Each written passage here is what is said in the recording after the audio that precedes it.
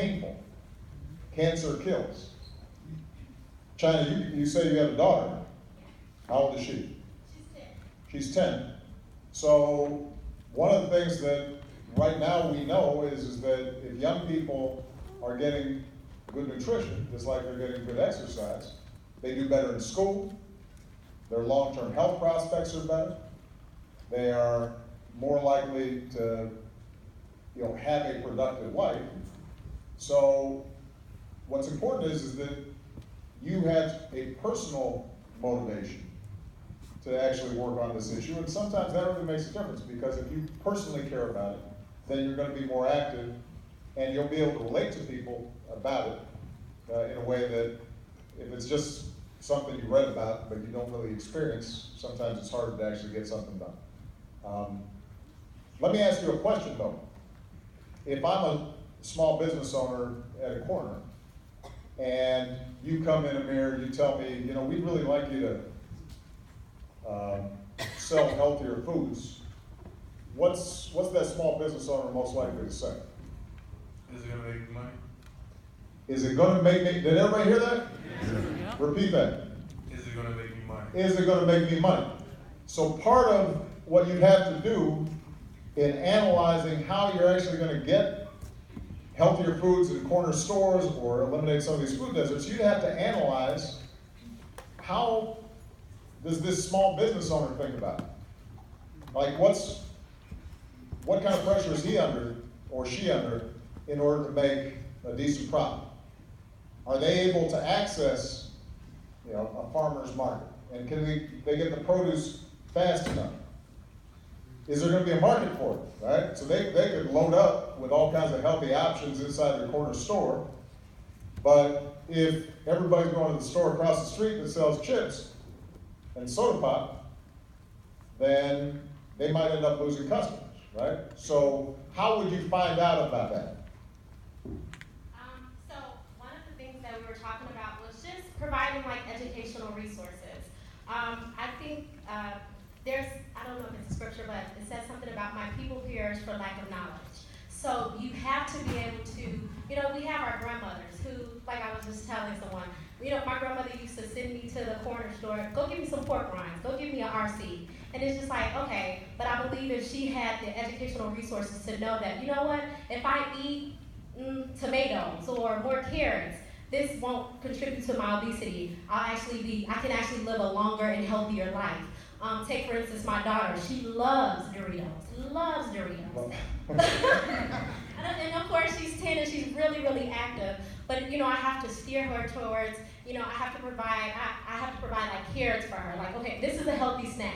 You can have this, or waters, an abundance of waters. Because at one point I was just like, okay, well you can have Doritos and Capri Suns, but I knew that, providing her with a healthier alternative, like you said, it provides something mentally for her when she's in the classroom. It provides better focus for her as well. Okay, so that's how you might change consumer behavior. So one of the things you might think about is how do you work with parents at a school where your daughter goes, or how do you work with the nutritionist at the school, or ask, even if there's not one on site, ask somebody to come out to the school to meet with parents to talk about what healthy eating means and how it can give their kids a higher chance of doing well. So that would be all important. But I asked a different question, which was, how would you find out about the small business person if you want to change his or her behavior in order to deal with the fact that they're interested in making money? Well, I think canvassing neighborhoods and asking local community members what they want to see in their corner stores. Well, you said asking local community members, so one thing you could do is you could get a petition going saying, look, we've got all kinds of customers who are going to commit to buying a certain amount of product from your store, but there's something really obvious that let's see, anybody else in the group? This is organizing 101 right here. What's your name? That's fine. Get to the mic so we can all hear you. Could you repeat the question, please? This isn't Jeopardy. This is not a spelling bee. My question is, how would you find out what would incentivize the small business owner to change behavior to want to put in more healthy foods in the community? Well, the small business owner is one of the catalysts of the community that the business is centered on. So asking the business owner to Yes. have the relationship with the clients, have the relationship with the customers in the community, and understand what they need. The reason I pointed this out is this is one of the things that so often we forget.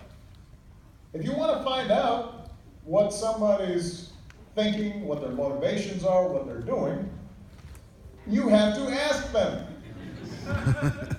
No, I'm serious about this because a lot of times what happens is that our attitude, we know what we think is right, so that we go to someone and tell them this is what you should do.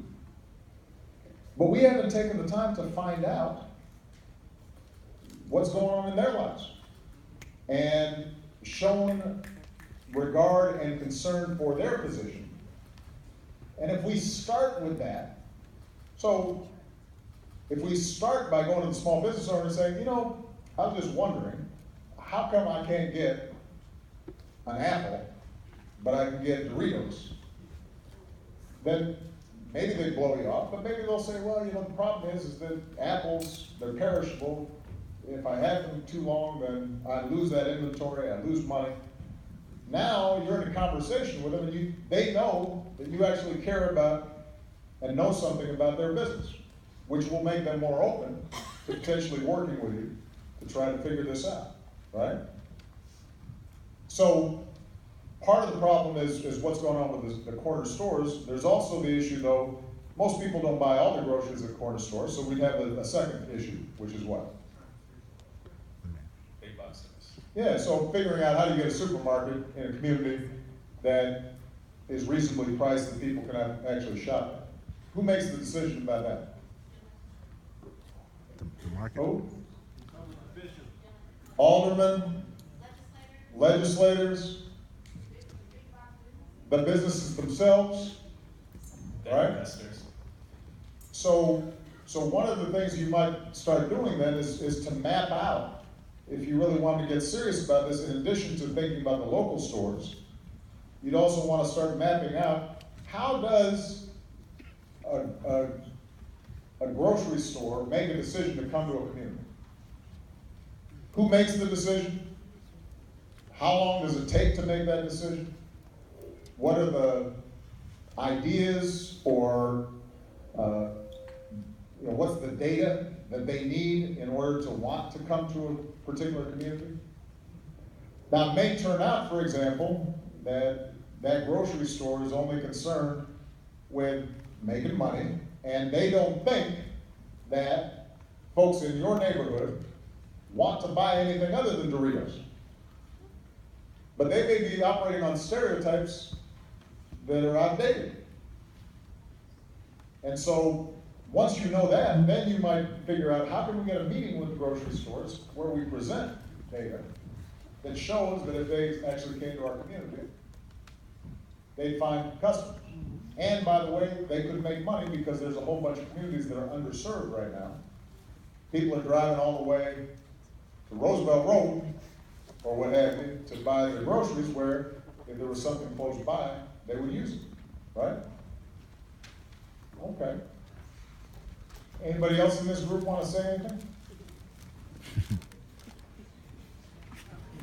Can I say one more thing? You sure can.